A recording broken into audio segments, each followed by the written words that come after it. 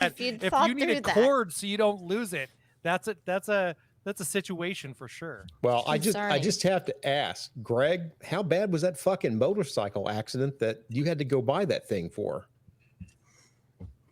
I didn't buy it. She bought it. She picked it out yesterday. Oh.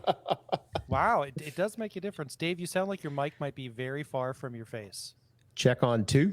No, I don't even know if your mic's fine. on. Check and make sure that it's on.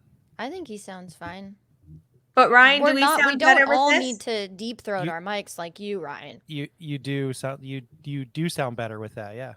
Awesome. And that's why we were telling these guys that we listened to the last one we were on and we sounded very far away.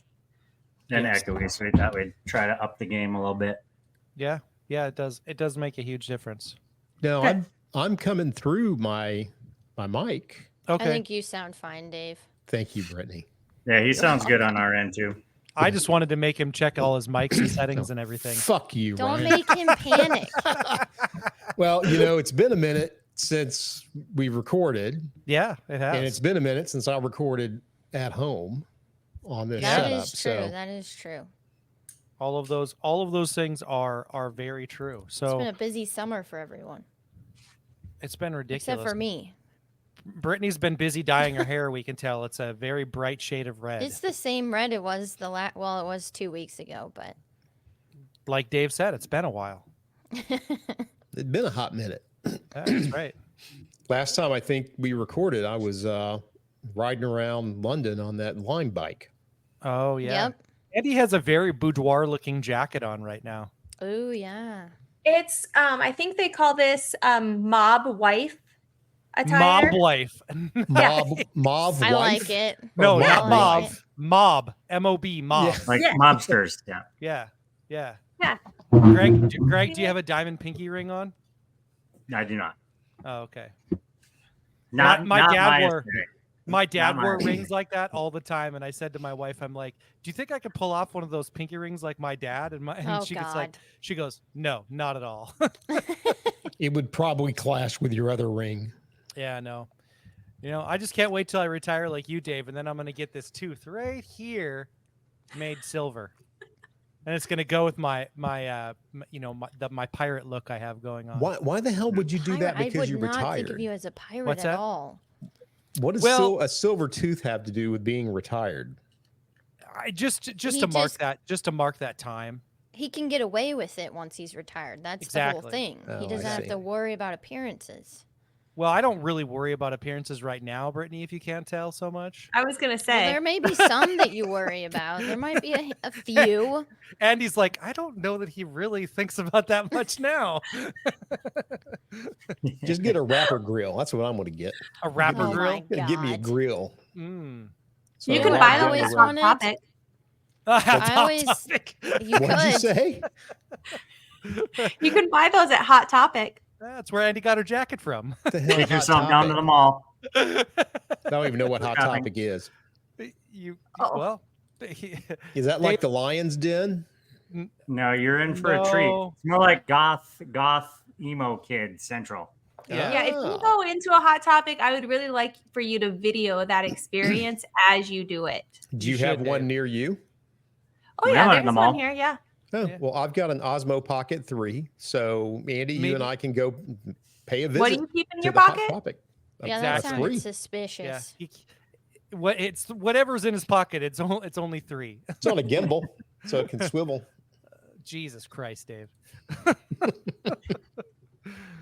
Well, in case anybody doesn't know already, we have Andy and Greg here from the Iron Horse Inn. They are our guests today. We have brought them in as the, one of the final shows before FDBM 2024 kicks off. And if you don't know already, it kicks off at the Iron Horse Inn in Whitewood, South Dakota. Not to be confused with Sturgis. It is actually in Whitewood, South Dakota. So don't get that twisted. There we go. For those people that are watching it on I'm good YouTube at or being video. Dustin. See, I've got Hey. all the shit ready. Good at for Brittany. you. Look at that. Look at Brittany. Dustin got it ready, and I just know how to click it to show it. Sweet. So there's our. It's important that you know how to click it. That's right. And for those of you that don't know that There's this as Fucking- well. yes. Okay, I'm done. The porn couch. For those of you that don't know, that logo that just popped up on the screen is also the official logo for the event this year, and for our t-shirts and sweatshirts and long sleeve shirts that if you didn't order, you're fucking too bad for you. So there was the merch for the event, which is super dope. I'm gonna I am excited really like to them this get year. that. Okay, I'm gonna make a slight correction to what you just said Okay, go because ahead. we do have a little bit of inventory Oh, that we okay. ordered that we'll have on hand Okay. for shirts. I don't know that we got any sweatshirts. We get any hoodies, Andy? Was it just long sleeve and short sleeve? I can't remember. I don't know. No comment. No comment. Yeah, There you can't go. No remember. It'll be a surprise. But if you didn't order and you're going, as soon as you check in, I know somebody Start saying, specifically "Hey, I that need a will shirt." want one. Ironically enough, I was recognized in the wild. Oddly enough, at the hospital that I work at, and this guy walked up to the front desk, and I was talking to someone on the phone. I was talking to my wife on the phone, and he looks over at me, and then he looks at the front desk, and he's like, "Do you know who that guy is down the hallway?" And they're like, "That's Ryan. He works in imaging." And he's like, "No, he's one of the Five Dirty Bikers on the podcast." And they're like, "What are you talking about?" So it was this man. whole weird exchange he was having with the people at the front desk, and they're like, "Go talk to him." And he's like, "I can't go talk to him. I can hear this whole conversation." So I walked down there and spoke with him. So it was kind of so cool. is it He's- just a coincidence that you're now looking for a job? no, Okay. not necessarily. That's a good question. I don't hide the Dave. fact that I'm on a podcast. People, I tell them about it, so they can feel free to check it out. Someone told me that they checked out the podcast, and what were the words? Oh, these are the words I used. I checked out Ryan's podcast. It's very inappropriate. And I said, "You are right." I said, "It says right on there, this is not your grandmother's podcast." So I don't know what you were expecting, but they're right. So I always tell people the word is in the title. exactly, for sure, right? Literally and figuratively. Should be right in the no title. surprises. Yep. So I just want to point out before we get started, we are 5 tonight. Oh, look at that. We are still 5. There are We five. there are 5. Yep. Yes. Unfortunately, Dustin and Tony had something come up, so they weren't able to join in tonight. But we have Andy and Greg substituting, so we still not- hit the 5. I'm not convinced. Dustin still might land. He said it. He might. He had Maybe. a situation with one of his kids, and he said it might get rained out. So he still might jump on Yeah, if it gets he may rained out. pop That'll be in. fun. Yeah. So there you go. So anyway, why we wanted to do this is we wanted to do one last wrap up of FDBM, what to expect for the weekend. Maybe talk about. I think this could possibly be one of our biggest events that we've ever had. I think it's going to be individually the most motorcycles that we've had at our event. So we're all super excited about that. So why don't we kick it off, Andy? How many reservations do you have for FTBM? Okay, so it's 47 plus or minus like 3 or 4. Okay. And the reason why is because some of the reservations they don't have the FDBM code in them. Okay. So, but I feel like I recognize the name, Sure. but I'm not certain. So I'm going to say 47-ish.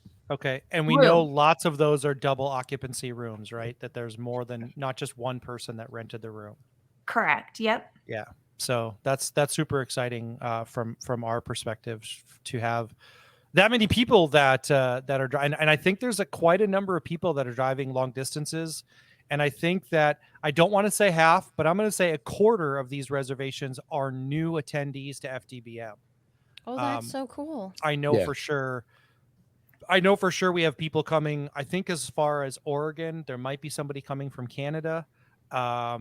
I think there are people coming from. I know there are people coming from Texas, Arizona, Colorado, for sure. So we East have, Coast, baby. and then the East Coast. Yep. So we have the I think the normal attendees. When I say normal, people that have been before from the East Coast, and then we have some new people attending from on the West side. So that's very, very exciting. And you don't have to tell me his name right now, but like one of the reservations I'm questioning is a gentleman you guys had on the podcast, Gorilla something. Oh, Gorilla Biker? Biker. Yeah. So, but you don't have to tell me his real name if that's not what he wants to share. But I Okay. feel like he has a reservation, but I don't know if he used the right code. But Okay. it might be him. So we can talk about that offline. Okay. Okay. Yeah, let's talk offline. I know him. He's a buddy. You can't So miss him. I He's a can- giant. He makes yeah. me look small, Greg. And He literally. he's Irish, correct? He's He the is. biggest Yeah. fucking leprechaun you've Yeah. ever seen in Yeah. your life. Yeah, he's from the actual island. Yeah, he moved Yeah. here a year and a half ago. And he he's has in a- North Carolina or South Carolina now? That's a good question. I I think think it's North north? Carolina. I North think it's North Carolina. Carolina. But I don't Yeah. remember. No. Anyhow, Yeah. that's all I know. Yeah, that's exciting. If he Yeah, shows up, it'll that be is good. that's super exciting. So Also, there's somebody from New Mexico. okay, Do you guys? Yeah. I don't know if you guys know who that would be. I'm but not sure. I that think was one of most of the people that are attending this year have either joined Discord as new members or were already on Discord. So I think that again, to all of you out there, Discord, we will probably put up a channel. I shouldn't say probably. We will put up a channel that's going to be a read-only channel that you cannot comment in for events and happenings and announcements before, during, and after the event. And so make sure that if you're not already on and you're attending the event, that you get on Discord and do that. The other thing that I'm going to be requesting this year that we've not done in the past is when you first are introducing yourself to people around there, please let us know what your Discord name is or Instagram or something like that. So if you've been active for a while and just never attended, that we know who you are from that perspective, not only from your real name in person. Just because that sometimes we have those instances where we're conversing with somebody back and forth, and then all of a sudden there's that realization, oh, like I've been texting you for a hot minute and now I just made the connection and know who you are. So Yeah, and I think that that's really important this time around because of the fact that not only, it's not necessarily a private event. So there are going to be other people yep. there that are just staying at the motel, which I think that's great. It's going to be great interaction and great community. But it's just important that people kind of know for sure so they can kind of find out who's with FDBM and so on. Okay. So Dave, let's go over the schedule of events. Okay, do it. Do you have Jesus. Dude, you didn't warn me. I don't have the shit pulled up on the screen. Okay, so we're Yeah, going I to start was with gonna say. Friday. So Friday is basically like we've done every year. I think that's the ride-in day for most people. We usually do like an informal meet and greet, which has typically been like a 2-hour time frame. My guess is it's going to be a little bit longer this time just because there is a centralized location, the iBar, that people are going to be able to be at and meet at. I know that the off time, that's likely I'll be spending most of my time there. Is so that Friday is kind of like I said, the informal meet and greet where we just get a chance to meet and talk to everybody as they're kind of rolling in, that kind of thing. So if you see us, if you're an old attendee, I usually try to, I'll probably tackle you before you even make your reservation or before you even get checked into your room. No, that's that my kind of job. Don't situation. take that from me. Well, we can both do it, Andy. If you feel like that you have to do that, you can do that. We can do it together. I'm the one who goes out on their bikes when they don't know who I am and say, "Hey, Oh my yeah, name is- how that's are right. you?" That's right. So that's what Friday is. Saturday is going to be our first organized ride. Well, hey, and- before you go on to Saturday, Ryan, we're going to have vendors and stuff there Friday night. Okay, who is going to be Right. there, Dave? So, Andy, who's going to be there? So we will have the chair massages. We'll just do this one time, so that way we don't have to interrupt Ryan moving forward. So chair massages will be Friday and Saturday, and as people are coming in from their long trip, and then also from the Dick Ride on Saturday from 4 to 7. And I think they're doing like between 10 and 15-minute chair massages. There will be two people doing that. Side Hustle Moto will be there with all of their gear. Greg does a great job of explaining it to that. They're like a They're a motorcycle lifestyle brand. Yeah. Ryan and Dave got to meet them last year Yep, because they cool were people. they're cool. through the rally. Yep. Great friends of ours. Michael, he will probably bring up at least one, if not two, of his motorcycles, so you guys can see the work that he does. Is a custom motorcycle builder as well. And then hold on. I need to stop there. I need to stop you there. And just so you guys know, because he's a very cool, very chill, super unassuming guy, he was inducted into the Sturgis Hall of Fame for building custom bikes more than 10 years ago. So 14 actually, yeah. Sturgis Motorcycle Museum and Hall of Fame 2011. There you go. So he wasn't even 40 years old. Yeah, so this guy's fucking legit. But he's very unassuming. Like he's just so easy to talk to, just super approachable guy. I mean, I was talking to him, I knew that, and I was like, I said right to him, I think choppers are dumb. and he's a custom chopper builder. And then I kind of explained to him why I said that, and then how my opinion had been shaped and changed based on when we built our own custom bike and gave it away. Ryan, you changed my always mind, so. manage to make such a phenomenal first impression on people, you know? I It's know. Yeah. just- I'm so good at it, Dave. I I'm know. so good at it. So go and then ahead, the Andy. last vendor we will have will be the tattoo artist. Yeah, and she's going to be there beyond the date range too, right? Yes, she'll be there, I believe, through like the Wednesday or Thursday of the rally. Okay. Yes. So through the first weekend until the following Wednesday, is that kind of the Yeah, plan? I think it's like 14 or 15 days that she's there. Okay. Is Friday the first day that she's there?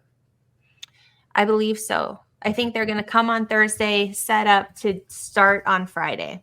And my understanding is they're doing a trailer conversion. So like you will go into a private area to have a tattoo done in a legit space that's been set up for them. So Yep. yeah, that's very cool. Super cool. So you can pretty much get the tattoo wherever you want and not have to worry about people watching. Well, I suppose I feel like that's just a terrible idea for me to be in a space where there's a tattoo artist for fucking 15 days the whole time I'm going to be there. I just feel like it's terribly Lots dangerous. of tattoos coming. Just terribly dangerous for me. I feel like this is not a great idea. And then I do know eventually Craig will be showing up as well from Wild Ass. I don't know his exact plans, but he'll be around. Yeah, my understanding, if I know this correctly, Craig is going to be there on Friday. I think as a attendee, just to kind of meet everybody. But if you want a Wild Ass seat or you want to get your Wild Ass seat dialed in, his stuff will already be set up. So you can go to Black Hills Harley. He has 2 locations, I know, but I know he's always at Black Hills Harley. Yeah. And they always set up that stuff there earlier. So you can always go over there and check it out. Yep. I think he's in Black Hills Harley and he's in downtown Sturgis by JMP. He was at JMP. Yeah. He was at JMP last year. Yeah. He's in both locations. He has two setups. So that's that part. And then on Saturday is our official group ride. We've dubbed it the Dick Ride, and you'll understand that when you put it on the map. There's the Dick Ride. Good job, And Brittany. so Prepared. I think what we'll do is I'm going to take that actual map. I'm going to put it into my map on my phone, and then I will post in the announcements all of these locations that you guys see on there that are kind of in black. That way, we did this on our last ride out to Colorado. If you program those locations into your Google Maps or your Apple Maps, you should be able to get this exact ride that we have, so you can have it on your phone. If for some reason you were to get separated from the group, or if you're in the group ride and you decide that riding in the group ride's not for you and you want to break off, this is the ride that we will be going on. So that's Saturday's ride. We're likely going to have sign-up sheets on Friday, and holy shit, Dustin's here. The sign-up sheets that we're going to have on Friday are going to be, and we're going to do kind of a head count and figure out whether we need to do it in 2 or 3 groups, and then we're going to pick a time. You're going to sign up on a sign-up sheet that's going to give you a time of departure. Now, listen very carefully. If you don't know, the idea of a group ride is that we're going to give you the time for kickstands up. Typically 30 minutes before kickstands up, we will have a group meeting where we will talk about the safety and some different things about the group ride that you're going to need to know and keep in mind on a group ride. And then the time that we will be kickstands up. Okay. You need to have your bike fueled up and ready to go, because we are not going to stop at a gas station on this ride. If you need to get gas during the ride, that is your responsibility to get gas, break away, get gas, get back with the group. So that's why we are also posting that map out there. So everyone's going to have it. Everyone's going to have the stops that we're going to be at, so that if you need to get gas or anything like that, if you have a breakdown, too fucking bad, you're not our responsibility. I'm just kidding. We have some support cars that are going to be around, and we will get some things figured out for you. So Can I inject something here real quick? please Ryan? do. No injection. So- No injection. No injection. It's No, an not allowed. interjection. You need to interject. Allow not me inject. to interject. After I Yeah. inject, I Don't shall in- interject. No, don't No. inject, Dave. First off, to clarify, It'll just go. Yeah.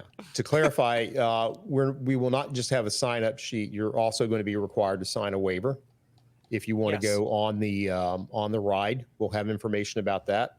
Next week, I'll be establishing a read-only channel in the Discord, where we will be posting all the information you need to know about activities every day. That'll include Ryan's talking about the map for the ride. We'll have that up there as well. You'll definitely want to join the Discord if you already haven't, and then watch that channel. We'll call it FDBM 24 announcements or something.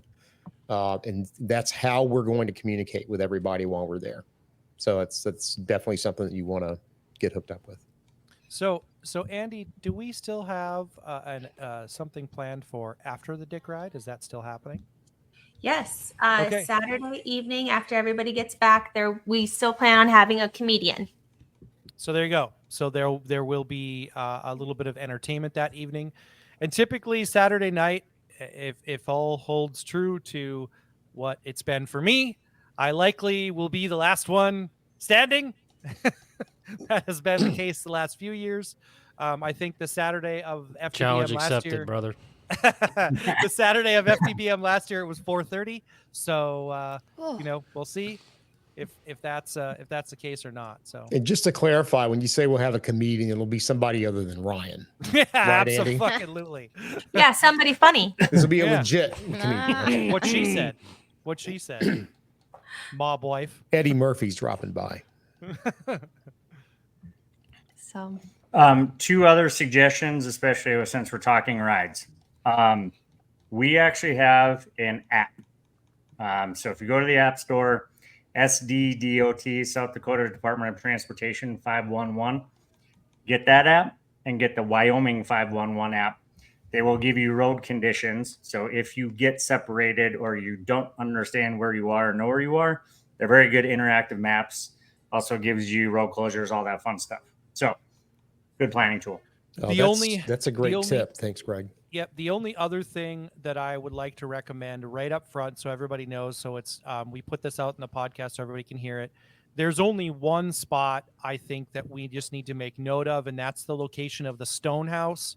The reason why is that depending on the weather, whether it's a wet season, if they get a bunch of rain the week before, the location around the Stonehouse, you do have to drive on a bit of a rougher road, and you do have to drive your bike into grass and that kind of stuff. It's a super cool location. If you're not comfortable doing that, obviously you can avoid that stop if you want to, but that is part of that situation. We did have we had to be very careful about how we did that last year because it was a bit muddy last year when we went to the Stonehouse and rode through there. But if it's not muddy, it's just grass essentially that you're gonna drive in, and then the way out is a little sketchy. There's a tunnel and a road that's not in the best condition, but it's very passable. If Dave can do it, anyone else can do it. So and it's packed down, so it's not like it's loose dirt. Yeah, or it's not anything. loose It's gravel or pretty anything like packed that. down. Yeah. So, It's just and can be actually, the 27th, which is the day that you guys That are we're going to do the going. ride, is actually Their their first day. of operation this year. Oh, Awesome. wow. So it's probably not going to be super busy out there. So it would be a great opportunity to be able to see it without it being super packed and you have to like, you know, really, because we all had to like try to find weird places to park because it was muddy and there was a few people out there. Or when we it were out could there be last packed year. because it's opening day. It could be. All I ask is don't be a dick and rev bomb going through that little fucking tunnel. I'm going to. As we're Fuck you. leaving. Why? I will. Oh my I God. think that's good luck. Yeah. That is not good luck. Wow, Dave. Dave, you just aged 10 years. You really Mhm. did. You know. I'm disappointed. I'm doing it. Don't know what to tell you. Yeah. I'm going to do it on the trike. I'm gonna. Are you gonna be riding the trike? No, Greg will be. I'm going to be Yeah. his bitch. Oh. I thought you were gonna ride your own bike. I She get gets handsy. handsy. You idiot. It went the wrong way. I'm gonna yell. I'm gonna rev bomb Dave, and I'm gonna yell, "Yeah, brother!" at the same time. Yeah, no. Fuck you, man. Nice. Well, I'm going to Nice. ride in the front of them then because I don't want to get hit with bodily fluids if she's handsy. Did a bird pee on me? No. No. So Sorry about that. So listen to what Greg said about checking out those maps. We'll post all that information. I will have you know that the waiver has been certified, verified as a legally binding document by our lawyer. So just so you all know, yeah, and if anybody didn't know, that is Greg, by the way. He is a lawyer, so it is a legally binding document, and don't worry about signing it. It's really just in case you get maimed or killed or whatever. You can't sue any of us. So that's really all it says. So don't worry about it. You're not helping. You're not I know. helping at all. Nope. Maybe Thanks. we should trim that I appreciate part. that. We don't need to Ryan, trim why anything. is your neck so damn red? My neck? Yeah, it looks as red as this thing. It does. Yeah.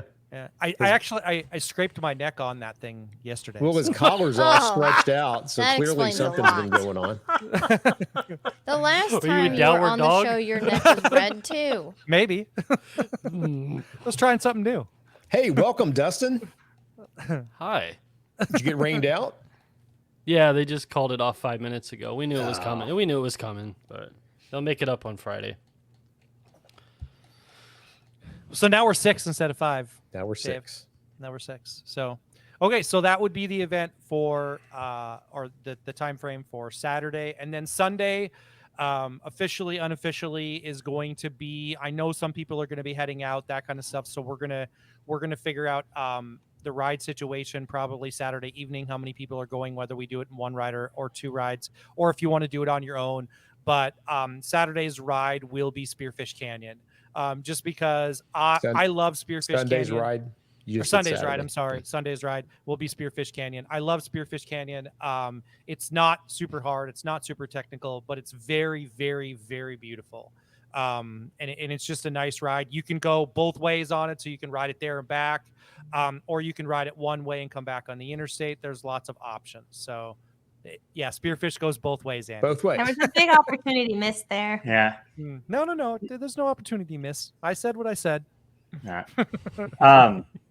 For the route that I have planned, there's really technically a way to go up elevation and a way to go down elevation. And the route that I have planned for Sunday is going down the canyon from the high elevation to the low. So if, like Ryan said, you get different views going up or down. So for those that are curious what they should and shouldn't be doing, if they do want to ride it several times, starting in Spearfish and going up elevation will be the opposite of what we're going to do on Sunday. Oh, nice. That's actually a good thing, to learn for life, right? There's always a different view whether you're going up or down, isn't there, Greg? Yes, there is. I've been up and down it a lot of times, and I always prefer going down. Oh. We're learning a lot about you guys today. You've been on fire since you started with that new mic. And it just keeps going. Well, It's the Tony's not here dictaphone. with his It's- zingers, yeah, so we it's got the Andy dictaphone. zingers Yeah. today. Yeah, It's the dongaphone. it's a dongaphone, That's a blast from the past. so to speak. Mm. Yeah, you have to put both hands on it when you speak into it. Yeah, the only Greg, way- can, It's the only way to do You it. have to right. unhinge your jaws to speak into it. yeah. Greg, you've mentioned it a couple of times now. Are you riding with us? Tomorrow morning, I have a post-op that hopefully they will allow me to start putting weight on my leg. Yep. And if that is the case, Andy will then unhide the keys for the new trike so I can start practicing. Nice. So which is it, your left or your right or left leg? Left. Okay, so it's the braking. That's the No, concern. No, that's clutching. your clutch. left leg, Yeah, I'm Dave. sorry, clutch. I'm Shifting. Shifting. Yeah. But we put a heel shifter on it. Like he Oh. won't be able to do toe shifting for a while. So we had him put one of the heel toe shifters on it. Yeah. So that way he has options for both. And it's just a matter, to be honest with you, we're not really worried about that. We've never been on a trike. We've never ridden a trike. The steering is It's just different. different. It's all yeah. push Yeah. pull, Greg. It's no It's lean. very- It's all push. Yeah.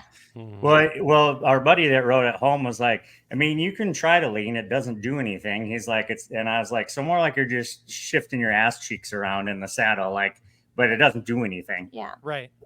Yeah, Right. I rode an RG3 recently, and it definitely is a different vibe. I mean, you've got the physics are completely different. Yep. Mhm. So But no, we're fun. excited. It'll be good. Cool. And I do know, just so everyone is understanding of this, and we're not the only ones, but for the first time ever, Dave's wife is going to be there. Yes. And Dustin's wife is going to be there. That's not a first, though. No, not a first for Dustin's She was wife. deep in Uranus when we were out there. She was. She was. I have a yeah. feeling I'm gonna like her. Yeah. Oh, she's I like she's cool. Jackie. I already told her when she decided to go that you and her are gonna Awesome. be good friends. I think right away. So And Dustin's then your wife's wife's gonna be coming. there. So this is And the my- first time all three of our wives are going to be Yep, there and together. my wife's going to be there. She does exist. She's a real person, so everyone will get a chance to meet her, and you guys can all shake her hand and tell her that you feel her pain because she has lived with me for a very long time. So, because all of this is what I'm like all the time. So, Greg and Andy know that, but I know. anyway, so all of our wives, and I also know that one of my riding buddies, Nick, his wife will be in attendance, and she'll be a first-time attendee, and Bob's wife, first-time attendee. So yeah, there's gonna be a number of wives coming out. It's gonna be pretty exciting this year. I'm really excited about all of the spouses, kind of getting together and making. I think really what I think is that we've used the term strippers and blow so many times to describe this event. I think that's really what they're all coming for, is just to make sure that we're not serious when we say that. So Dustin, I'll line up the strippers, you get the blow, and then we'll be good to go. Okay.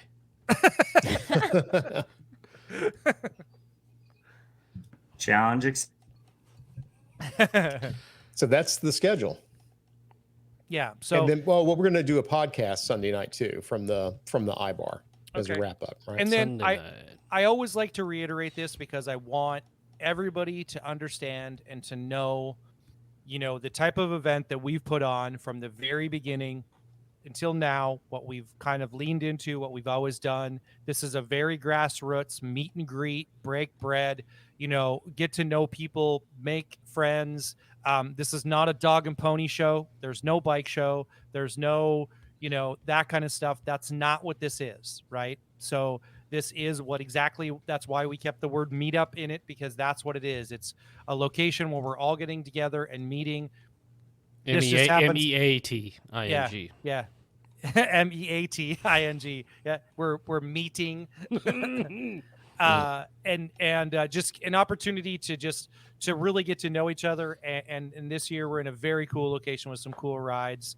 Although I would have to say that pretty much every year we've had cool locations with cool rides, but Yeah, but we're at the Iron Horse Inn this time. well, I'm super excited for the first time. Everybody's in the same place. I'm just saying that our rides and things that we've done in the past have always been pretty cool. But having everybody in the same place at the end of the day is what's most exciting for me. So in my opinion. I'm getting giddy about riding out as well. Because me and my buddy, we did a couple hundred on Saturday, and I felt great afterward. The wild ass is doing its job, and the way I pack just makes things more comfortable for a longer ride. I'm just looking forward, to riding with some good friends. The wife's coming. Try to do 625, 630 in one day. I think it's totally doable. But you're doing that 2 days in a row, right, Dustin? Or is that just day 2? Day 2 will be about 400. Okay. Oh yeah, because you'll be in Sioux Falls. Yep, that's right. Yeah.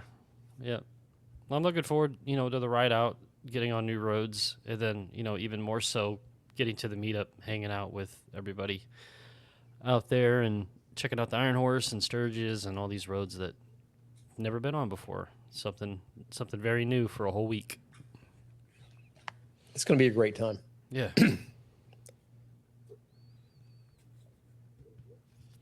Okay.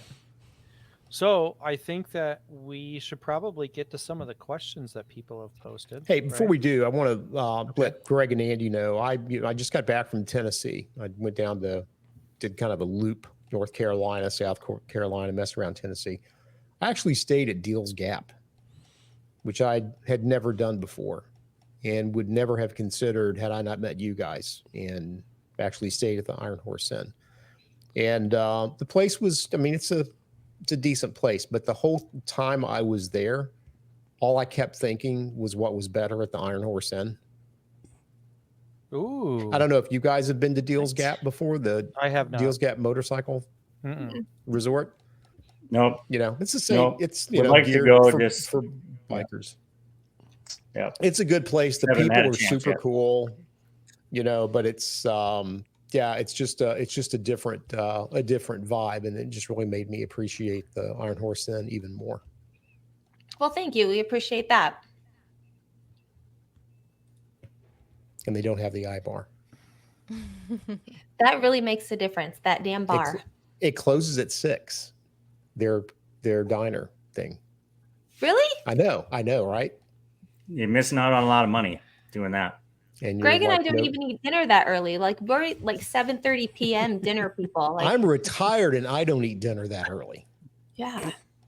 I don't even think I we eat ate dinner dinner last really night until early. 8 o'clock. Wow. Brittany's like, we go to the mess hall at 4:30. Yep. Brittany's at 2 hours of sleep at 8 o'clock. I started doing this intermittent fasting thing, and so now I've been like attempting. The whole thing is you like eat only in like an 8-hour window. So yeah, I'm trying to like. Do you eat. put on like a gray-haired wig and go in to try to get the early bird specials at restaurants? Yeah. Wow. I'm doing that same thing, Brittany, but in reverse. So I'm doing intermittent eating. So Very, very smart. every 4 hours, I just eat something, and I find out that I'm a much more agreeable and happy person with the intermittent eating. That's where I'm at. So. That's nice. All right, let's get to some of these questions. There's actually not a ton of them. Do we to have be questions honest, for Greg and Andy? I know we were asking people. There's a few. Actually, there's one specifically I want Greg to answer, and there's some group ones. So we'll get to it here. So first one's from Blake. Blake's coming, by the way. Blake is from Kentucky. I think you guys all met him last time, so he's coming up with Jay. His question for the 5 is, how do you guys like your steak? What's the cut, and how do you like it cooked? Brittany, since you're intermittent fasting, how do you like steak? Okay. Sorry, I was highly distracted because Blake had a whole different question, and that's the one I thought you were going to read. Is it So about meat? No, it's not, but that threw me off. I just started with that one. Come on now. No, it's good. It just threw me off. I like my steak medium rare. What kind of steak do you like? What's your favorite cut? I don't know. Like, I just You eat can't even make a whatever- decision about red meat, Brittany. Come on now. I just eat whatever someone cooks me. I don't usually cook the steak. Prime rib is my absolute favorite way to eat beef, That's an easy question. and that's rare.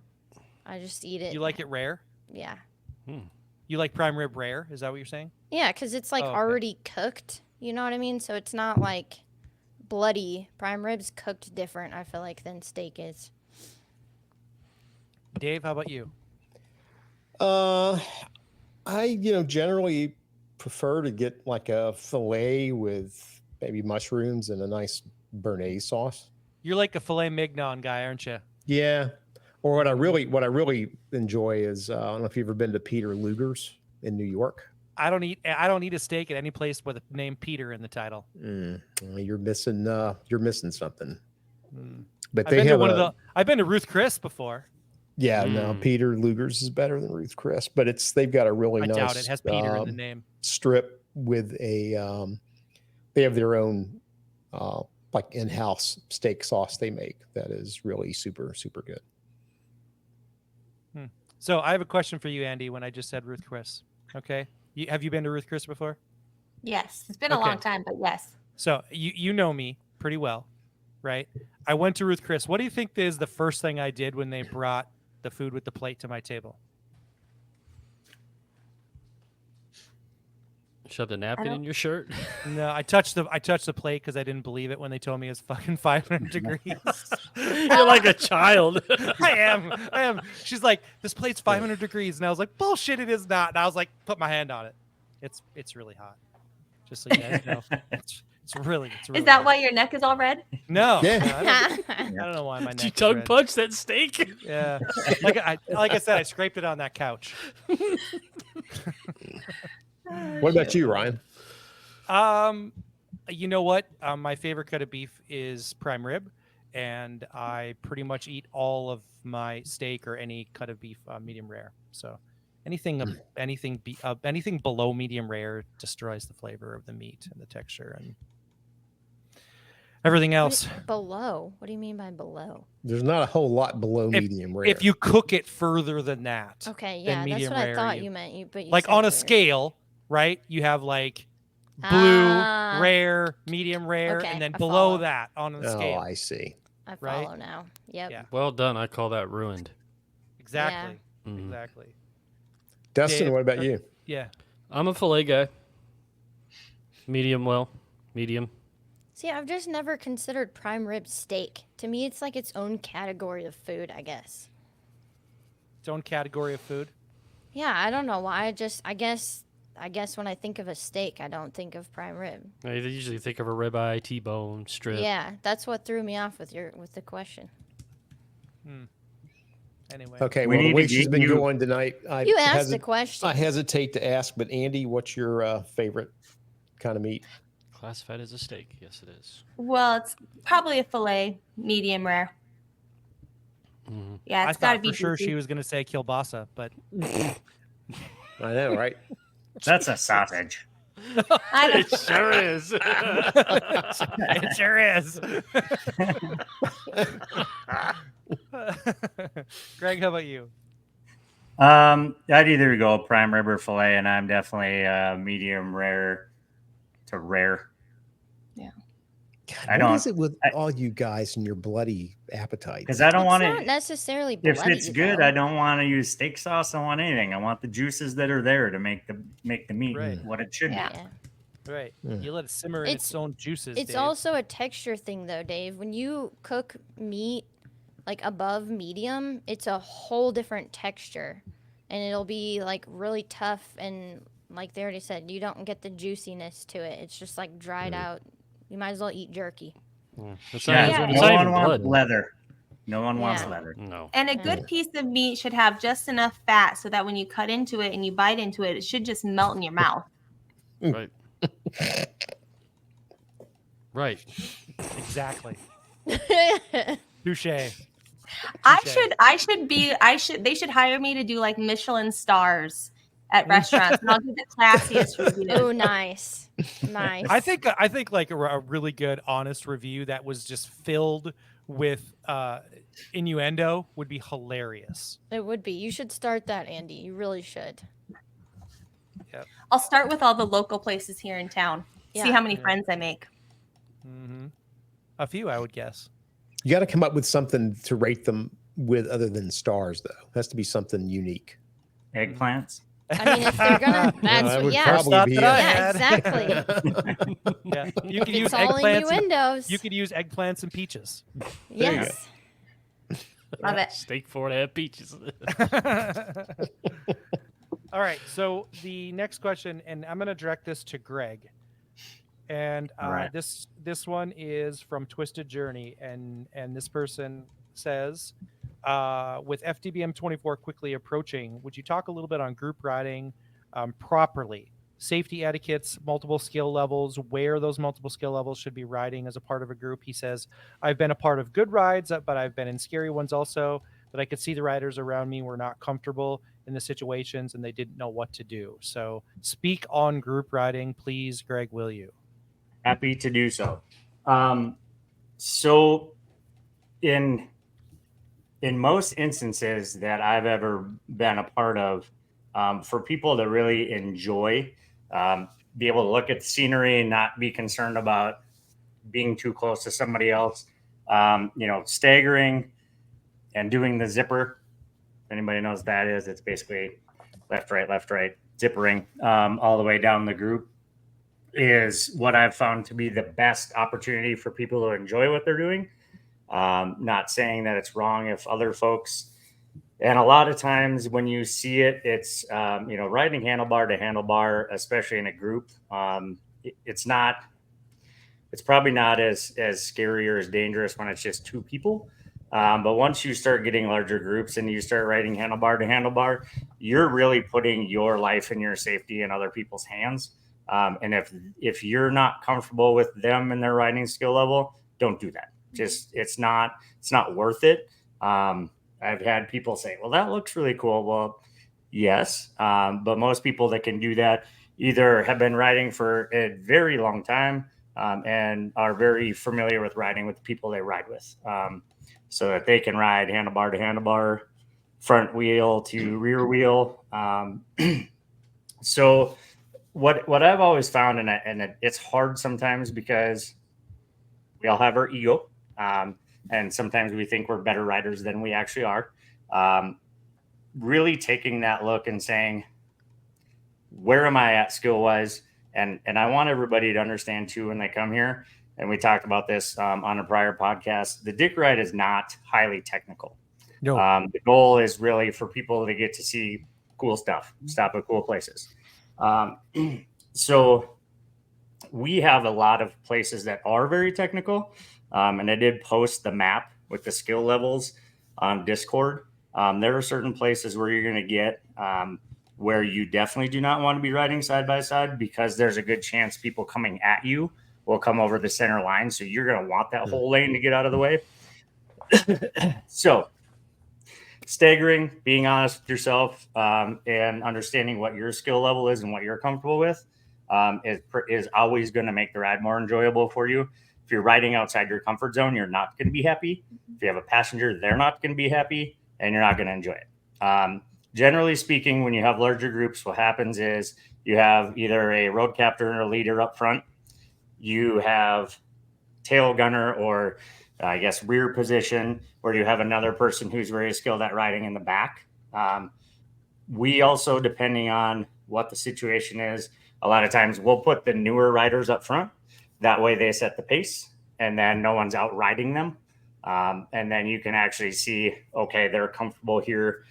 Sometimes when you're at a stop, you have to have the conversation where I can see the way you're riding. It doesn't look good. Like, are you comfortable? Are you okay? And so hopefully people can be honest when they get asked that question and when they're in the situation.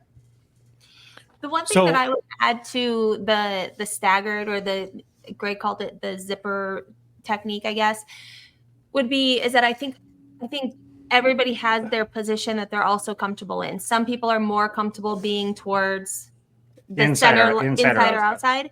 And if somehow you start going down the road in a group and you end up being in a position where you're not as comfortable, encourage the person behind you or swap places, because that's also really important. Because if you're not comfortable because you got put closer to the center line, you're going to be miserable the whole time. And that's not the point of this ride. So, because that's happened to me. I have a very specific place that I prefer to be. And that's happened where I've gotten into the wrong order of things.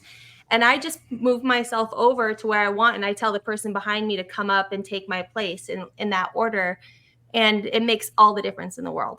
Right. So to piggyback on what both of these guys said. So the first thing that everyone needs to know about how we're going to be handling the group rides is we will be in zipper formation. I want all of you just to think and consider this. Please check your ego at the door. If you feel like you're not going to be comfortable, move to the front of the line, because and I will tell you that the pace of this ride is not fast. We are not on interstates. We are on 2-lane highway roads that are 55 to 60 miles an hour. And some sections are slower than that. So it's a very comfortable, relaxing ride. If you're encouraged, like Andy said, you're riding in a position you're not comfortable with, slow down and wave the person forward beside you. They will go forward, and the zipper will adjust to the new formation. That's basically what you need to know. If someone cuts out of that ride, the zipper will adjust to the new formation because you want to make sure you're staggered. The reason for the staggered riding in that kind of thing is that if you're in a place where you're uncomfortable, you still have the whole lane to work with because there is not somebody beside you. Okay. So consider that when you're riding, when you're picking your line, you don't have to pick a line that's like the person in front of you because you have the whole line, you have the whole lane to work with. That's when we stress ride your ride, because you're while you need to be conscious of the rider in front of you, you don't need to be so close to them that you don't have the full lane. You still have the full lane to work with. So those are some things that that I just wanted to add to that, but that's all great. And I knew Greg would have most of the answers because that's essentially what we want people to understand about the group rides that we're going to be doing, especially the one on Saturday. And we'll be doing safety briefings before with each group. Yeah, so we'll talk about ride. universal signals that we will be using too for road hazards. So, and I guess to answer the last part of Twisted Journey's question, if it was me, and I know it's really hard, if you're in a ride where it's scary and people look unsafe and uncomfortable, leave. Like, it's not worth being there. Right. It's hard to do, and it's hard to say, I can't do this, or I'm not comfortable, or this is not above my riding level. But at the end of the day, if the choice is you keep going and an accident happens and something bad happens to somebody, or you just leave and go do something else that day, go with number 2. Well, I think as importantly is that I'm looking at the second part of his question, where I think what he's saying is he was in a position where he was riding with others that he could see were clearly not comfortable. We will, I think with each group, we're going to have a leader designated, right? As we go out. So if you're in that situation, I'd say, point that out. Yeah. Interpretation of his question, I get where you're going, Dave. Where I was going is, I don't know if you know these other riders. He doesn't really say, he just says riders around me weren't comfortable. I don't want to be in the middle of those riders. If you see that going on around you, yes, if you know them, try to get everybody to break off and do something different and ride safer. But if you don't know them and they look uncomfortable, that's just leave. Red flag. Yeah. Right. Yeah. Right. And if you're not comfortable doing something or saying something, just please say something to the leader at the next stop, or pick out one of us, because it's imperative that everyone's safe. And I know that I wouldn't hesitate to talk to somebody if I feel like there are people around you not feeling safe. And again, check your ego at the door. We don't need anybody fucking around. If you can do a wheelie, that's really awesome. Don't do it in a group ride, because you're just being a dick if you're doing things like that. So we typically don't have those type of people coming to our event and riding like that in our group rides. So we don't have to worry about that. Phil coming on this one? Phil. No, but I think, be accountable for yourself too. So just, tap out. I've done that. I think 4 or 5 years ago, I was on a ride with a bunch of guys, and they suddenly on the route back started riding like assholes. And I just tapped my head and pointed and said, see you guys later, and got out of the formation, Right. Okay, so Blake has another question. He says, for those of us who have never been in the area, this close to the rally time or ever in the area, what can we expect as far as crowds, traffic, crazy stuff, etc.? Greg and Andy? Okay. So what we have seen over the past 15 years going to the rally consistently is that it starts picking up about 2 weeks beforehand. So all of the vendors, by the time FDBM comes around, all the vendors downtown Sturgis, all the vendors at Black Hills Harley, many of the vendors in some of the smaller little towns around like Hill City, Keystone, they're all going to be set up. So you're going to definitely get the rally feel. The only thing that you're not going to get is the blocked off streets for specific motorcycle parking. So, for example, during Sturgis motorcycle rally, Main Street is blocked off for motorcycles only. And it's a very awesome view to see where you have 4 lanes of motorcycles parked all the way up and down Main Street. There's still plenty of parking for bikes, so that's not necessarily an issue. So that would be probably the one thing that I would say. You're definitely going to get the motorcycle or the rally feel. It's just not going to be the parking or the street look that you see in a lot of the photographs. And this kind of goes back to everybody's experiences in the motorcycle community. I would guess for those folks that have never been to a rally before, the amount of motorcycles and the amount of people is going to be a lot more than they're used to seeing. Yes. There's already a significant uptick in motorcycle traffic out here in the Black Hills. So if you're used to just kind of doing your thing around where you live and maybe going to some bike nights, it's going to be more motorcycles than you probably have ever seen at one time, which is good and bad, right? You get to see a lot of stuff that, different people do different things in motorcycles, things you've maybe never seen before. When Andy was talking about not having the specific motorcycle parking, that can make things somewhat interesting. For those that go to downtown Sturgis, and we're hoping to have some time to do that on the ride on Sunday, there are tourists everywhere. So you need to be very careful, not of just other motorcycles, but what other people and vehicles are doing. So like Andy said, during Sturgis, they shut down the main street and all of the offshoot streets off Main Street, and it's just motorcycle parking. When everybody's here, you're going to be in parking spaces. There's going to be grandma in her minivan. There's going to be a lady with 8 kids in the Yukon Denali, so there's going to be a lot going on. So very important to pay attention and keep your head on a swivel the whole time. But other than that, it's kind of pre-crazy time as far as anything happening, so to speak. But all of the vendors and bars and stuff will be open. I guess if Blake wants to go get paddled by a rally bartender, he can. That can still happen. Yeah, you can still get that. So, and we did establish it's okay to pull up next to somebody at a stoplight that you don't know. Yes, that is right. Right, it's actually expected. It keeps the traffic flowing. Mm-hmm. Yeah, you don't want to be that guy that has one motorcycle in front of you and then you have to stop again. And so, the only other thing that I would warn people about is that I would say, in the hills in general, the pricing during the tourist season is still fairly reasonable. However, that will change probably here in about a week because for whatever reason, that's just the way things go.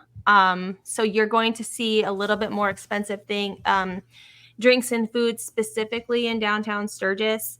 Rapid City doesn't adjust their prices as much. So if you're going to come down to Rapid for any given reason, Hill City, Keystone don't adjust them as much. The Spearfish doesn't, but downtown Sturgis, you guys would be shocked. There will be vendors who are selling a corn dog for $15.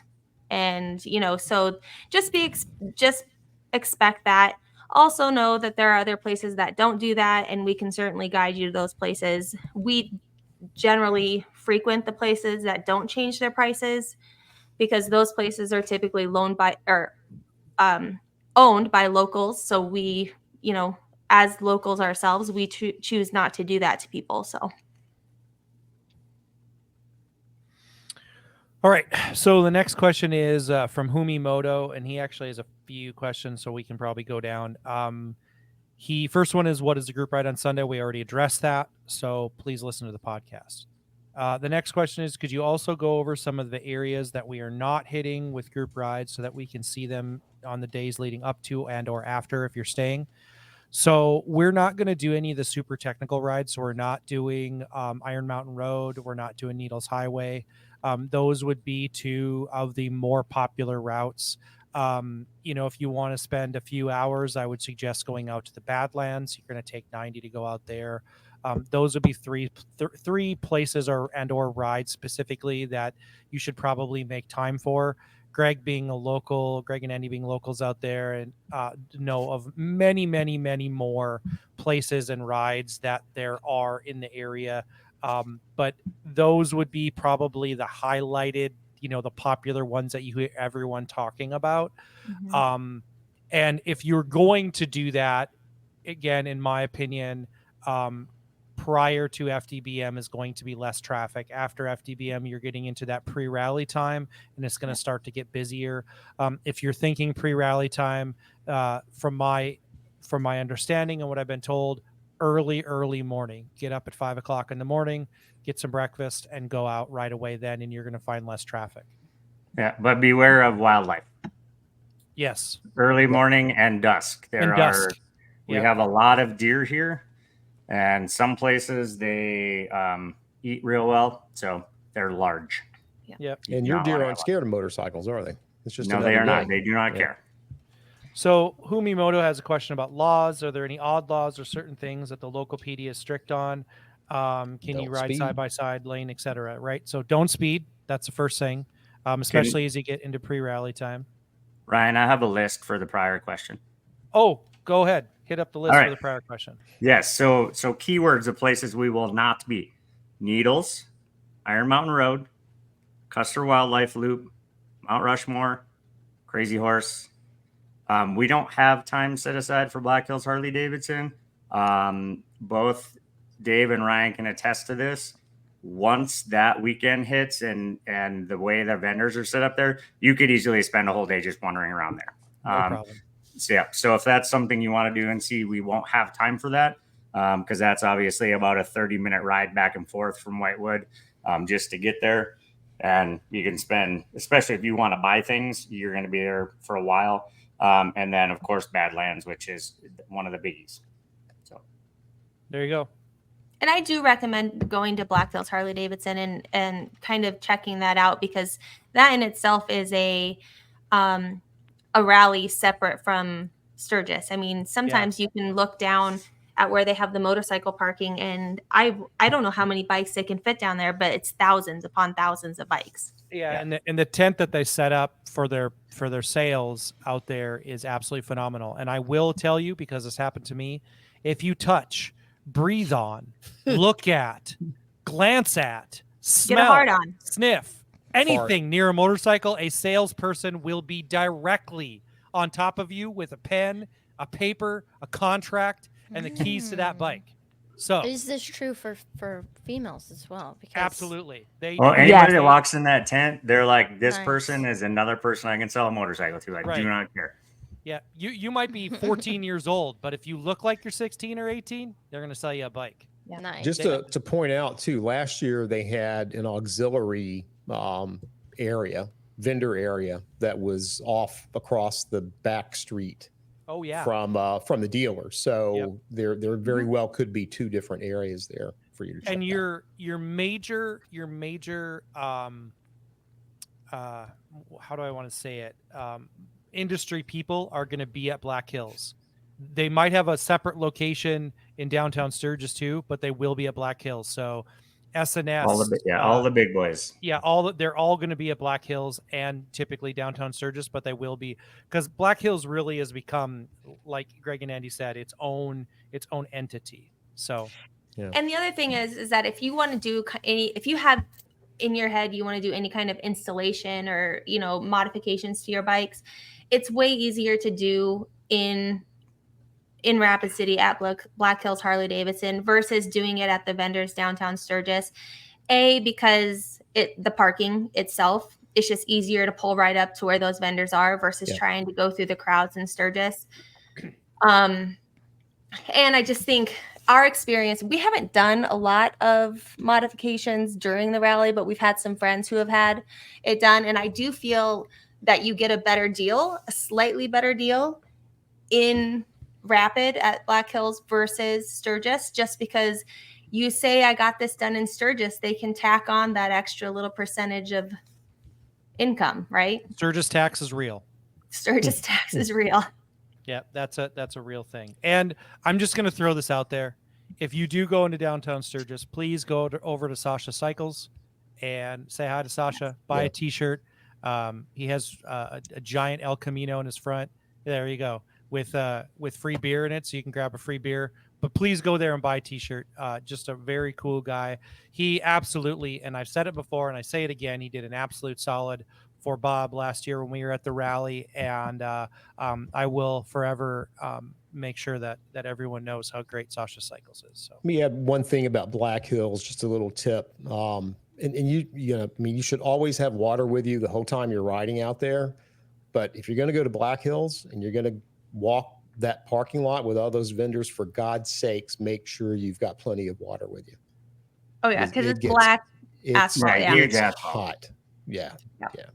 Or you now, if you're $10 for a bottle of water. If you go with Dave and I, you won't need water because you're going to get so wet in the rain that you won't have to worry about it. You can just wring the water right out. This is true, and right it's already starting There out you- this way. You know, I'm leaving Friday. Yeah. And I just saw on the news tonight, the first 2 days they're predicting rainstorms. Yeah, there you go. Oh, I wow. don't get it. So Dave, we don't need that. yeah, I'm so going to try to leave it all here. Humimoto is talking about odd laws and, you know, if they're anything they're strict on. So when you go around the rally time, you know, there's things I've heard of, and I'm just going to mention the things that you normally have to consider. So South Dakota does not have a helmet law, but you do need to wear eye protection. So you need to have some sort of glasses, clear glasses or sunglasses. Correct, Greg? Or windshield. Mostly, I just want to tell Ryan he's wrong. So we have a helmet law. It's 18 and under. Oh, well, Mandatory okay. helmets. There Yeah. you go. Yeah. And I haven't been 18 for so long. It's not a helmet law for me. So, but yes, then it's either you have to have eye protection or a windscreen is what our actual law says. So if you have a windshield, you don't have to wear eye protection. I think that's dumb. I would just do So both. stupid. But you have to have eye protection if you have no windshield. and you have to have clear for glasses at night For right, Greg? nighttime. Yep. Right. I would say that that's probably one of the things that I hear the people get pulled over for more frequently than anything, is that they weren't prepared and they didn't realize how long they were going to be out riding, or, you know, how long it was going to take. And then they're like, well, I'll be fine. And they get pulled over because they have their sunglasses on. So that also goes for your helmet too, right? So if you're a helmet person, you need to have a clear visor with you and switch it Correct. out, because they will get you that way too. correct. The other one, correct me if I'm on, Greg, it's a 2-footed stop, right? You need to have both feet down at a stop sign. So not true? The wives' tale on that one is always entertaining to me. Because reality is, right, there are people who are short enough that literally cannot put both feet down at a stop sign. Yeah. Right. So that's not the law. It's Okay. people have basically morphed the no rolling stops into both feet down. Okay.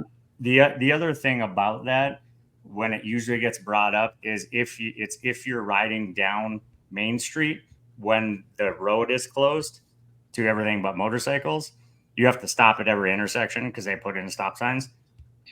So no rolling stops, but no one's unless you stay here for the rally after FDBM, that's not going to be a thing because those won't be in place. Right. No, but let me add to that, just based on my experience last year going through there. If you come to a stop sign, stop, completely stop, right? Yeah. Because as Greg and Andy were saying earlier, for a lot of people, you go out there, you've not been around this many bikes, and there are a lot of people that aren't coming to a complete stop. Mm-hmm. Yeah. You know, so definitely stop, make sure there's nobody moving in the intersection before you go. or turning left. I had a close call with another guy on a bike that almost did a left turn into me. And I'm not sure that anybody in this group would be in this situation, but for a while we had handlebar ape hanger law where they couldn't be above a specified height. We don't have that anymore. You can ride side by side. That's completely legal. So we don't really have. It's probably one of many the laws. most lenient states as far as motorcycling goes. The other thing too, we had mentioned it before, and just so you guys know, because a lot of people don't do this, but you will see this if you experience it after the rally or after FDBM when more bikes are around. If you're a single rider and you pull up to a lane, someone will pull up next to you. Okay, so don't get your panties in a bunch. Don't get worked up about it. That's legal, encouraged, and something that you will, if you are there when there's more bikes around, you will experience that. So don't, because I know I've heard people say it, oh, that person, who are they? They pulled up next to me. They don't know me. They don't, nope, this is going to happen because it moves traffic there's so many along. bikes. Yeah. Right. There's so many bikes. You just have to, it's just something you're going to have to get used to. And the one thing I said to Greg, and I'll reiterate this because it was probably the most eye-opening thing to me, is that if you are there during rally time or afterwards, just consider this, because this is the kind of maybe the myth, right? There's going to be a ton of people there. No one gives a shit if you're there or not. Okay. So that's, and those are the exact words I said to Greg. We sat down, we got a beer, and Greg's like, what do you think? And I'm like, no one gives a fuck that I'm here. And Greg's like, exactly. Right. So everyone's there for a different reason. Everyone's there to have a good time. But the fact of the matter is they don't care that you're there. Yeah. And it's not that they don't care. The vendors want you there. The people want you there. The town wants you there. That's all a real thing. But if you think that someone's looking out to find you and do something to you, that is not true. Do those things happen? They happen everywhere, not just at Sturgis. But for as a general rule, when you're walking down the street and doing whatever, no one cares, right? You're going to see every bit of wildlife that you can imagine in downtown Sturgis, and no one cares. So that's legitimately the thing that I would say surprised me the most. I had a preconceived notion of what to expect, and it was all, I wouldn't say wrong, but very different than my initial thoughts. So the only other thing I would add to the stop sign situation is that you will see it once again. It's all about keeping traffic moving. Is that if you see 3 or 4 bikes that are in a group, if they all stop at a stop sign together, all four of those bikes are going to go together. They're not going to have the two in the front go and then stop again. So you're going to see that happen quite a lot. And I mean, how Greg and I have always looked at it, 4 bikes is basically a car. It's a car length. So you just keep moving. So that's one other thing you're going to see a lot of. And it might, some people might be comfortable doing that. Others may not, but just be aware that that's going to be something that happens. So it's perfectly acceptable in that, because this happened to me. I pulled up to an intersection by myself. 3 people that were in a group pulled up, 2 behind me and 1 beside me. Now it's a group of 4. So we all left together. Now they pulled around me and kept on going, but that, to support what Andy said, that's going to happen to you if you're in those situations, and you just have to, if you don't want to ride with them, don't just take off at your own pace, and they will go around you. So, and don't take offense to that. If somebody blows by you, they don't mean anything by it. They're just going somewhere where you're not. And to be honest with you, it's probably safer that those groups stick together, because what happens is if they get separated and then a car is in between them, then they're trying to pass. I would rather all those bikes stick together and a car get behind them after the fact. So and you're also more visible that way. Correct. Yeah. So just so you guys are aware, that's also something that we see a lot here that some people may not see. Yep. So another one of our patrons, and he and his wife have been to a bunch of our meetups, and I always get his name wrong, so it's Devin. I'm not even going to try to say his Discord name. Can you guys name some restaurants in the area that would be good for them to go to? Andy's like, ooh, I'm a foodie. Let me answer this question. So just some places that people can go to eat at. Yes. I almost pissed Brittany off because when I saw this, I wanted to hit reply and be like, "What kind of food do you like?" Yes. Drill down in a little bit so I could give better suggestions. I did not see this one actually. Somehow I tried to read through them all so I could have something prepared, and I missed this one. So I apologize. So I think the better thing to do would be for Greg and I to sit down and come up with a different restaurants, different types of restaurants in each area that we really prefer. Because if you are looking for like a kick-ass breakfast in like a very, fine dining, I guess it's fine dining, Tallies. I mean, but you're going to get incredible breakfast there. But then I can also tell you that up the street in Rapid City at Colonial House, the breakfast is just as good, but a third of the price. So it's just kind of, some people want a specific experience. So I will take that upon myself. I'll kind of make a list, and then I won't do it in the podcast questions, Brittany, I promise. I'll do it somewhere else. Yeah. And so the other thing that I was going to mention too, and I don't know, Greg, that coffee place with the bagels, that place is totally closed. No, dude, don't tell Spearbean? people about that. This is Spearbean? where I go. I don't The want one in Spearfish. No, Spearfish. The one in Spearfish that we went to. Yeah, it was completely. It's totally closed. Well, Dave, Caverna in Whitewood is for sale. No. Tell them not to sell until after FDBM. I took Bob there last summer. We had a really good time. That's I like that place. So I'll come up with a list of really anything from like something pretty fancy to dive bar-esque, breakfast, lunch, dinner. I'll tell you where you can probably get the best Bloody Marys in each little town, and I'll do those for all the major towns: Spearfish, Sturgis, obviously Whitewood. There's only one place to go. Andy, when I create that channel, that read-only channel for everybody, I'll give you ride access to it, and we can post stuff like that in there too as well. That'd be That good. way it I was doesn't get just gonna lost. ask if we could, like Patreon would be a good place to post it as well, maybe. Give me the No, we power. don't want it. We don't want these things to get lost in conversations, Brittany. So we're Sure. going to post it in a read-only channel for people so that no one else is posting stuff in there. Right, that's what I mean. Yeah. Yeah. So I can post it to the YouTube video too if you send it to me. I can just one post it in there. One place that we didn't mention that's worth going to is Deadwood. So Deadwood is another one of the small towns in the area that we actually didn't mention at all. On Sunday, we will be going through Deadwood. Oh yeah, and that has the Big D gas station. Justin has the Big D gas station in Deadwood. I've been there many times. It's right when you get into town. So, yeah. Hey, Dustin, we have Casey's here. I know you like your Casey's breakfast tons pizza. of Casey's here Actually, now, too. I've never just bought up everything. I've never had the breakfast pizza, Greg. Oh, just the normal stuff? Yeah, within the last year, they released a thin crust, which I think is better than their regular pizza. I'd rather eat that over the. Dustin, the regular. didn't we have Casey's thin crust at your place last summer? Mm-hmm. Yeah. Okay, I thought so. It was pretty new then. So, Greg, do you like the breakfast pizzas? I do, and actually, we've started doing breakfast pizzas at the iBar for certain events, and yeah, so nice. One thing I did want to, I thought about when I saw Devin's question, and this is kind of more just informational purposes. There's this thing that happens about this time, maybe in about a week from now.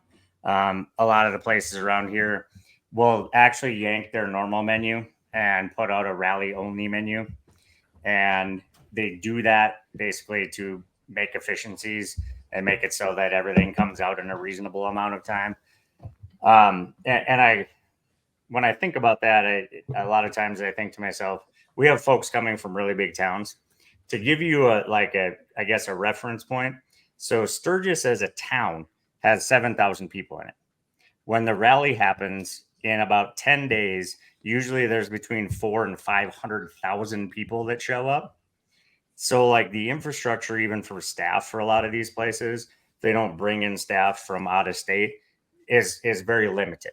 So really what you're trying to do is contain it to something that's workable. So unfortunately, this time of the summer when people come, there's not as many options at some of the places. I'm not saying there's not so good options, but if you go to some place and you're like, I expected like a 10-page menu and you get one side this big. That's why they're doing it. And it's not because they're trying to be assholes or anything. They're just trying to make it so that they can function with the staff they have, kitchens that they have. We're lucky because we have a big facility. We have a lot of frozen storage space, but that's not every place, right? We have some towns out here like Keystone. Dave and Ryan, you both been to Keystone, right? I think so. Yeah. Yep. Well, okay. Ryan, how many people do you think live in Keystone? 1,500 would be my guess. 300. Really? Oh, yeah, that's small. Yeah. So they Are they all bring related? people. They bring people in. small. Yeah, they bring people in on work visas. That's the only reason the town can function during the summer Wow. with all of the people who come for vacation and for the bikers. Okay, so what's the population of Hill City then? Probably just around 1,000. Okay.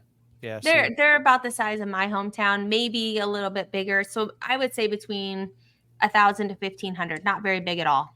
And Deadwood, is that about the same too? Yep. Yeah, super. So deceptive. actually, Super Deadwood's population is probably not very big at all. I don't know this, but I would say Deadwood's population is very small. Lead, so a lot of people call it Twin Cities here, because Lead and Deadwood are basically twin cities right here in the hills, and most of the people live in Lead because they can't afford to live in Deadwood. Deadwood is hotels, casinos, Airbnbs. Everybody lives in Lead, but I'm not sure what the actual population is of Deadwood. Sure. Greg's looking it up. And he was very close. We had almost 1,156. Wow. We had almost 1,400 in my graduating class in high school. Just my I had- graduating That's class. big. I had 28. 2,800? No, 28 total. no, 28. Wow. Wow. I was related to a few of them. 300. That limits the options greatly, doesn't it, Andy? Yeah. That's why I married Greg. Many years after he's the high only school. one. He was Because the you only one found from somebody out you of weren't town. related to. I had one boyfriend through high school. and Take he a moved- blood test. So it's funny because it's true. I had one boyfriend all through high school, and I knew he was safe to date because he moved from out of town, Yeah. from very far away. So I Wow. dated him the entire time, and then as soon as I graduated, he was a year younger than me. As soon as I graduated, I was like, done. Oh, poor guy. Whoa. He's a great guy. He's wonderful. Greg He has met him. actually lives in Rapid. He's great. married, has He's kids. married, has kids. Wow. We adore him. He just wasn't for me. Yeah. So really, I wanted to talk about the food thing and the population thing. I know we have people coming from a lot bigger cities. So even when I hear Dustin talk about, you guys riding up and down the river, I think it'll probably be eye-opening for a lot of people that have never been here on how vast and open the space is and how few people there are. And I also want to talk about that because, Andy and I, we live it with our staff and our businesses, but really, we always try to give people grace when we go to places this time of year because, some of these people are running their ass off for, 16 hours a day. Yeah. So, So Very cool. Devin, I will come up with the list. yeah. And if you have a food type you want, send a message. Let us know. All right. So the last question for today, and it has nothing to do with this particular topic that we're talking about, but I think it's a good one to end on. It says, after 6.5 seasons of the podcast and increasing your popularity, have any of us had any stalkers of some sort? Ooh, that's a good question. No, Stalkers. I haven't been around long enough. I If don't they're think stalking me, I have no idea it's happening. So. I don't think any of us have. Now, I will say this. We've had a couple of people that have not fit into the community, specifically the Discord community, and that problem typically solves itself. So, the community, our community, I think, is very respectful of the community guidelines. I think in our 5 years of having a Discord, I can only think of 2 people or 3 people off the top of my head that we've actually had to boot. other than that, for the most part, the community solves its own issues as far as that kind of stuff goes. But as far as actual stalkers, I'd say no. But then Dustin said just you for John Doe, who asked the question, and I would agree with that assessment. I would, I would say no stalkers, but we made a lot of friends. Absolutely. And Dave stalked some hotel rooms. Yeah. right. Red Roof Inn, baby. Red Roof Inn for the win. I've been doing this for 5 years now. I haven't had stalkers, but I've run into a lot of people that have recognized me from the YouTube channel that come up out of nowhere. I mean, Walter, that's how I met Walter, that was a little stalkerish at first, but that worked out. But no stalkers, but have made a lot of friends. I think the only other question that did come up, and it actually came up on Facebook, and I believe that Blake did ask it, is what are the hours of the iBar during the rally or during FDBM? And I will tell you that Dave and Ryan and Greg and I talked a lot about the iBar and the Iron Horse Inn could do a lot of things, such as we could do breakfast every morning, and we could be open for lunch, and we could do all of those things, and that's great for business. But what that would entail is that then Greg and I would not be able to partake in some of the FDBM festivities because we would need to hold down the fort, so to speak. So we will be maintaining our normal hours of 4 until close.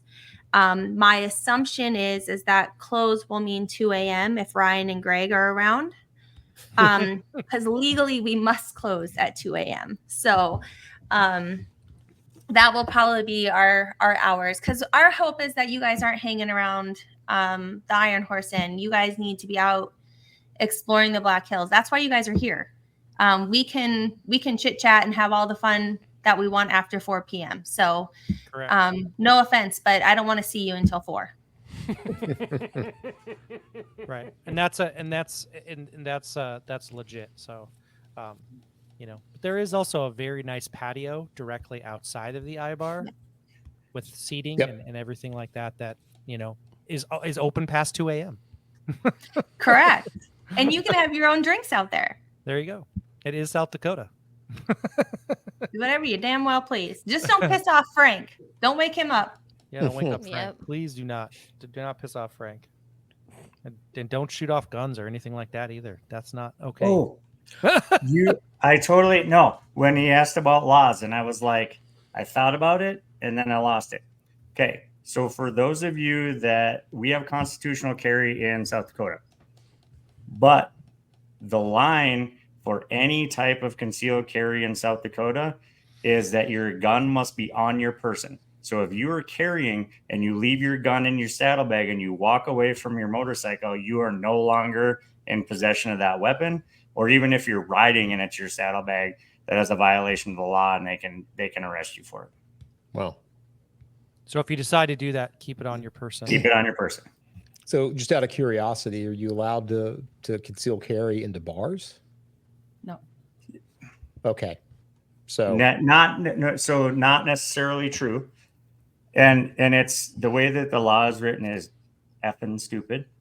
Because there's no way to tell. Because there's no way to actually tell. So what the law actually says is you cannot carry a firearm concealed into an establishment that does more than 50% of their sales in alcohol.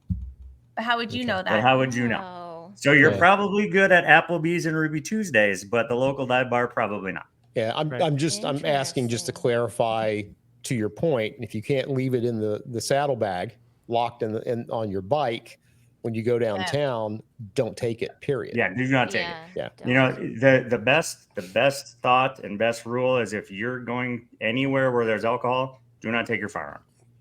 Leave it in the room. It's safe. And I will tell you guys, it is safe in the room.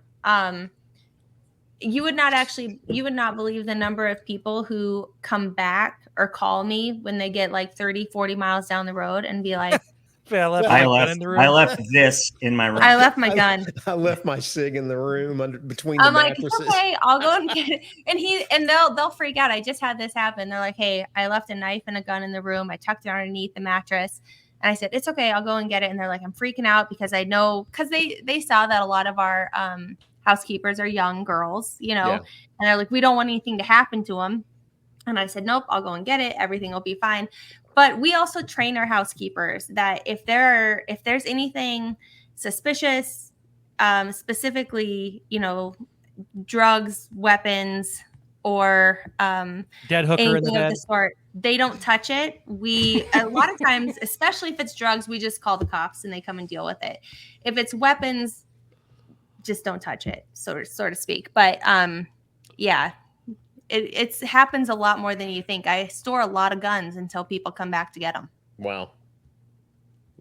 I mean, it's okay. So let's quantify that. This is a establishment that caters to motorcyclists in the upper Midwest, right? So, oh yeah, I mean, so it's not like, you know, Andy's not saying this like it's a abnormal situation. It is a, you know, it is not. You know, that's not an uncommon thing in the upper Midwest. It's just, you know, in this particular situation where, you know, you have this event and the reason why they're getting left behind is because the people are making the mature decision that have concealed carry to not bring them to downtown Sturgis, to not bring them into bars, to not bring them with them. And then they realize they're doing more than that in a week than they had anticipated. And then they leave it under the bed because they haven't carried it with them for 5 days. So thank you for clarifying, because I don't even think twice about it. Because like you said, I literally live in the Wild West, so I just don't even think anything about it. Right. And for those of you that haven't been up here, you will get it when you get here. When she says it's the Wild West, you will understand what we've all said and we've all meant by it. That's where you're coming and going to. If you don't get it by the time you've driven across South Dakota, just fucking turn around and go home. Because then you won't get it.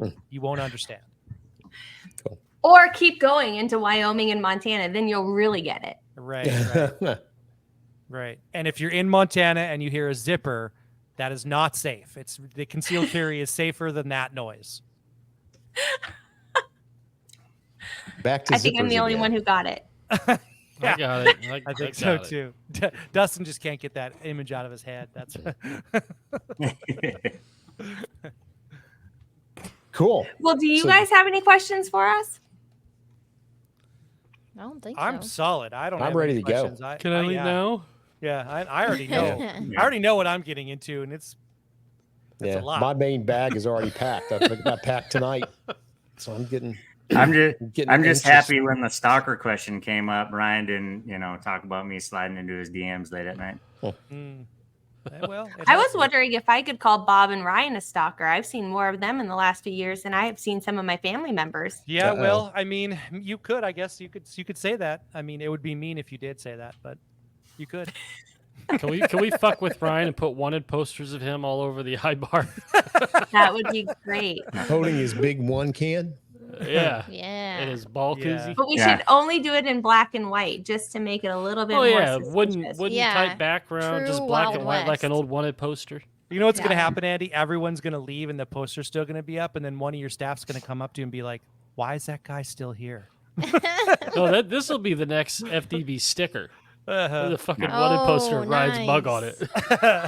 Well, and Dustin, I think you missed it, but Ryan was like, when I retire, I'm going to replace this tooth with a silver one. So we should do it in black and white, but just the one tooth is colored.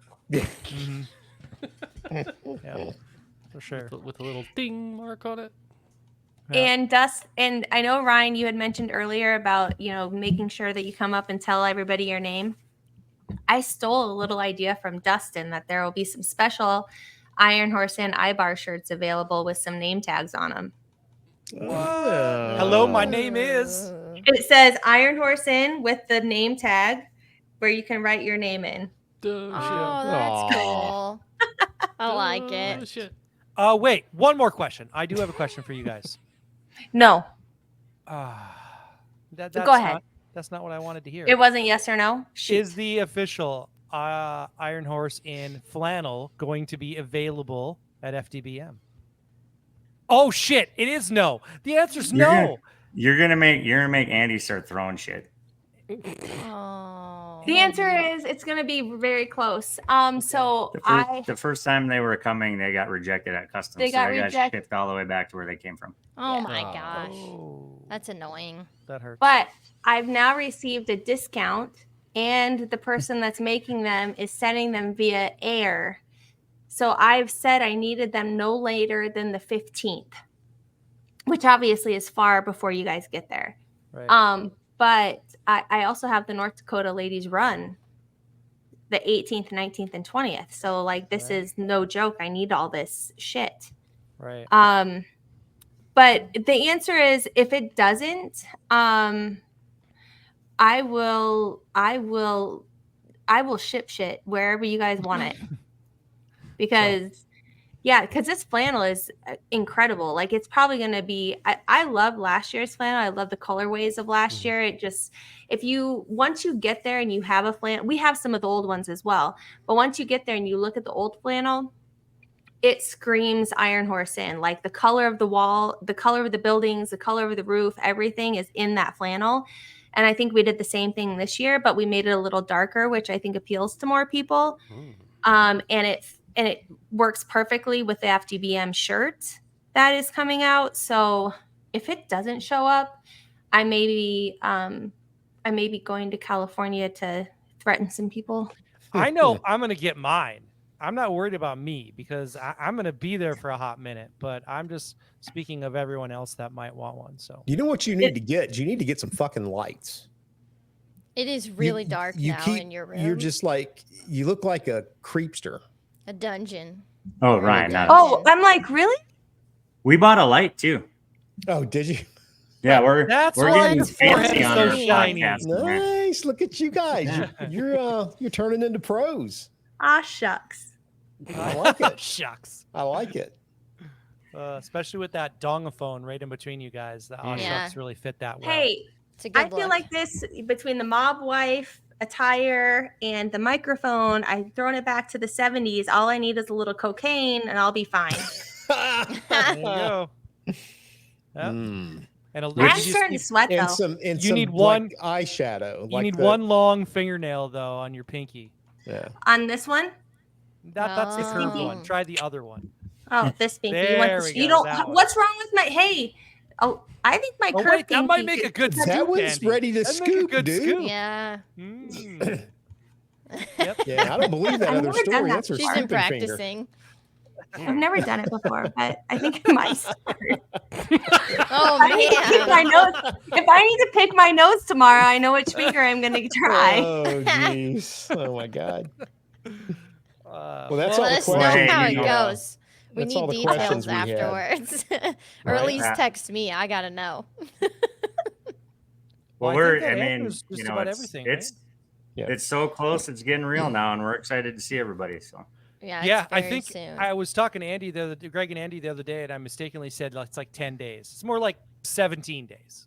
So, I was a little bit preemptive on my day count, but Yeah, well, 10 after this releases. yeah, 10 after this release. Yeah, but I know Pretty that close. I know at least 10 people who are going to be here starting Monday, the 22nd. Second, yeah. Yep. It's my birthday. Yep. Who said I was that? just- Me. It's my Ryan. birthday on the 22nd. Happy He's old. birthday. Yeah. I was just talking with Matt. We were chatting tonight. I know they're coming in on Monday. And we may swing by. I'm going to be in Rapid City starting that Saturday before, but we may swing by to see everybody. Bring my wife around. I'm just really impressed with how many people have reached out to me, like outside within the Discord, but there's the private messaging component. Yep. How many people have reached out privately? Number one, when Greg's news came out, but also just because they are genuinely showing excitement about being there. And I think that it's very heartwarming, but I will also say that it's a lot. It gives me butterflies because it's a lot to live up to. This is what our 5th or 6th time being on here, and you guys have said wonderful things about our facility, and we of course talk it up because we love it. I just hope that we really live up to everybody's expectations and that you guys enjoy what we have to offer here. Everybody's going to have a great time. I mean, you can't not love you guys, and you can't not love the area, and you can't not love the Iron Horse Inn. It's going to be amazing. Awesome. Well, all right. Cool. Well, we've got questions actually left that a couple of these I think are really good, would be really good for like a episode topic. Well, we can leave them then. So why don't we go over those and after this, and we'll catch you guys on the next one if we didn't answer your question tonight. All right, guys. Well, thank you very much for joining us tonight for this episode. And hopefully, if we haven't already, we will see you guys at FDBM in about 17 days, 10 days after this podcast drops. And yeah, I think that's all we have for this episode. Join the Discord. It's free. It's fucking free. There you go. Buy merch. Tony's not here. Buy merch. What he said. All right, guys. Thank you guys very much.